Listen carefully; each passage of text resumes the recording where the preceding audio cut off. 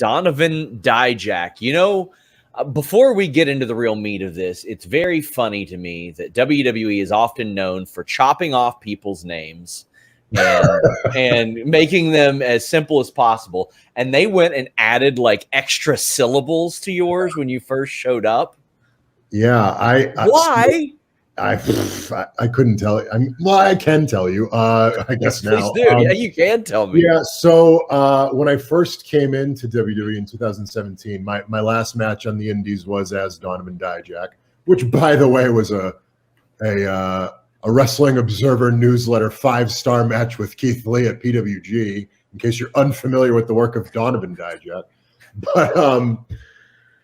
But so I came into WWE, and my first few times, for whatever reason, I wasn't on TV for like 6 months. It was very that was at a time when they were kind of loading on like indie talent. Like I came in with Undisputed Era and Leo Rush, and so there's a bunch of people who were kind of ahead in line of me. So I kind of got put on the back burner for a little bit, but once I did make it on TV, they debuted me as Chris Dijak, which is my real name. Funny story about that. I was standing in Full Sail, and the Tron was like coming up with a thing, and it like flashed up and said Dijak, and I was like, oh, just Dijak. And then it slid down and said Chris, and I was like, oh, my real name is Chris, but almost nobody calls me Chris. Like my wife calls me Chris, and my mom calls me Chris, and that's pretty much the end of the list. Other than that, most people called me Dijak, with a few people calling me Donovan.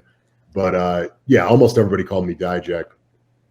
So I was okay with that. But then the Chris came up, and I was like, "Ooh, not in wrestling." Barely cracks the top 3 of your bad WWE names, though. Barely. I've had a lot. I've had a lot. So I learned. This was back at a time when, for whatever reason, in NXT, you had to like bide your time and really wait and make a bunch of pitches, and nothing happened quickly.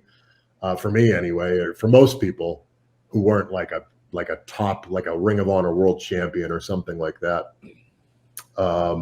So I made a bunch of name pitches over the course of, I think it was over a year that I was in WWE, which is a long time in the grand scheme of things, especially when you're barely on TV and you're just at the performance center training every day. The days just drag on. And I'm like 30 at this point, I'm 30 years old. So I'm in like the prime of my career. I'm like, let's get this thing going, please.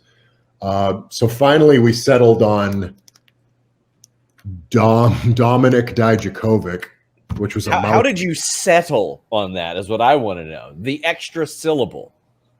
Was not my choice. I'm going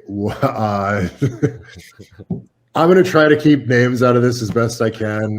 We all know who it probably was. The thought process being that I have a Croatian heritage. Dijak, the root of Dijak is Dijak. And we were having conversations about how can we make this sound more European. The thought process being like a Stipe Miocic kind of thing, where it's like, you think he's going to be this sort of like European Ivan Dragunov sort of Ivan Drago? Did I just? Yeah, Ivan Drago. Yeah, Drago. Yeah, I said Dragunov. You combined them, which they kind of did to you. Right. Yeah. Exactly.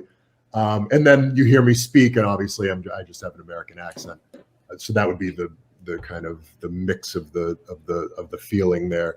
So yeah, I was cool with Dominik. I liked that Dijak was still incorporated. I thought Dijakovic was a mouthful. I thought 7 syllables was way too long for a WWE name, but that's what was kind of presented to me. And I was like, sure, please just put me on TV, please. So they did. And then from there we progressed to T-Bar.